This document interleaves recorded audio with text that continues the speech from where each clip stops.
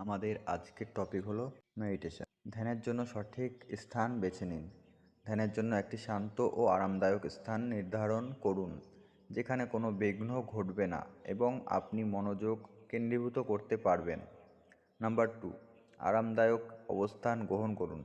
একটি আরামদায়ক অবস্থানে বসুন। পদ্মাসন বা চেয়ারে বসা যেতে পারে, তবে পিঠ সোজা রাখার চেষ্টা করুন। শ্বাসের প্রতি মনোযোগ দিন।